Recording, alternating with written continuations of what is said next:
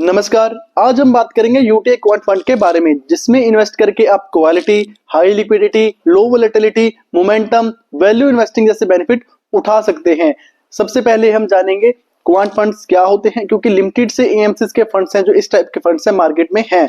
अब सबसे पहले हम क्वांट फंड्स के बारे में जानेंगे, उसके बाद हम यूटीआई क्वांट फंड के बारे में जानेंगे, और उसके बाद है जो इस क्वांट फंड्स अनदर एएमसीज के मार्केट में हैं उनकी परफॉर्मेंस के बारे में बात करेंगे।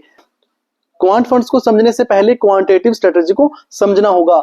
आपने एल्गो ट्रेडिंग के बारे में सुना होगा, जो कि आजकल काफी लोग यूज भी कर रहे हैं। ठीक उसी प्रकार क्वांटिटेटिव स्ट्रेटजी में कंप्यूटर बेस्ड मॉडल्स को यूज करके, मैथमेटिकल मॉडल्स को यूज करके, एल्गोरिथम क्रिएट करके जो है इन्वेस्टमेंट डिसीजन लिए जाते हैं। ये फुली ऑटोमेटिक कंप्यूटर मॉडल्स की तरफ से ही इन्वेस्टमेंट डिसीजन लिए जाते हैं।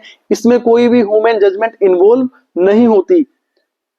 स्ट्रेटजी को मार्केट से आउट परफॉर्म करने के लिए और उससे अल्फा रिटर्न्स जनरेट करने के लिए जो है डिजाइन किया गया है।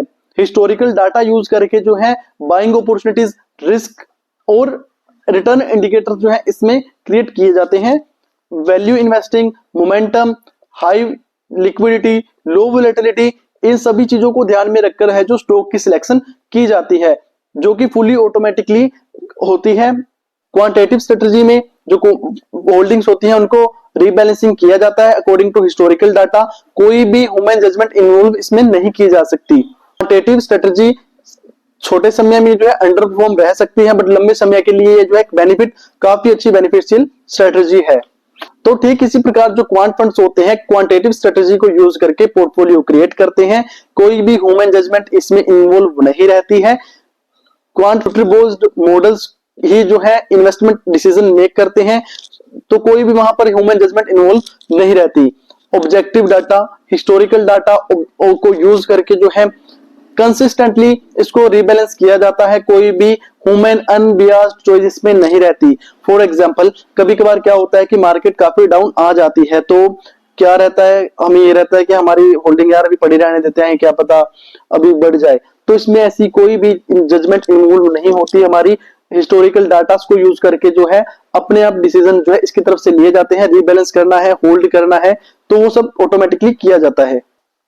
और इन फंड्स में लोअर एक्सपेंस रेशियो रहती है, क्योंकि इनको एक पैसिव तरीके से जो है मैनेज किया जाता है, तो इनमें जो एक्सपेंस रेशियो रहती है वो कम रहती है।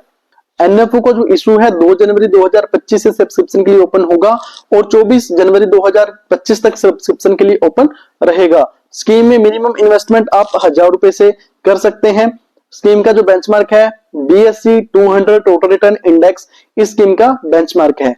स्कीम में जो एग्जिट लोड रहेगा 1% का एग्जिट लोड रहेगा अगर आप 90 दिन से पहले रिडीम करते हैं from the date of allotment. Scheme के जो फंड मैनेजर होंगे मिस्टर श्रवण कुमार गोयल जी होंगे, जो कि 2006 में यूके म्यूचुअल फंड हाउस को इन्होंने ज्वाइन किया था और 15 साल का इनको ओवरऑल एक्सपीरियंस है रिस्क मैनेजमेंट और फंड मैनेजमेंट में। बात करें क्वांट फंड्स के बारे में और एक्टिवली मैनेज्ड फंड्स जो होते हैं, मैनेजर फंड मैनेज करते हैं, उनके बीच के डिफरेंस के बारे में। तो जो क्वांट फंड्स होते हैं diversification across multiple style factor, diversification होती है हर एक सेक्टर के फैक्टर में, और diversification based on sectors, region, theme और asset class. Periodic rebalancing, quant funds में पीरियडिकली रीबैलेंसिंग की जाती है, और जो फंड मैनेजर मैनेज करते हैं rebalancing based on the fund manager. तो फंड मैनेजर तो अगर हम बात करें कुछ अनदर क्वांट फंड्स के बारे में जो मार्केट में ऑलरेडी लिस्टेड है, एक्सिस क्वांट फंड ने 3 इयर्स के रिटर्न्स जो है 54.58% के रिटर्न्स जो है डिलीवर की है। ये मैं लॉन्ग टर्म की ही बात कर रहा हूं, क्योंकि मैंने आपको बताया क्वांट स्ट्रेटजी जो है लंबे समय के लिए आउटफॉर्म करके आपको रिटर्न्स अच्छे जनरेट करवा सकते हैं। आईसीआईसीआई क्वांट फंड 56.89% के रिटर्न्स। निप्पॉन इंडिया जो कि सबसे पुराना इस कैटेगरी का फंड हाउस का निप्पॉन इंडिया क्वांट फंड ने 80.41% के रिटर्न्स है जो दी है। तो उम्मीद करता हूं कि वीडियो में दी गई इंफॉर्मेशन आपको ठीक लगी होगी और आपके लिए काम की होगी।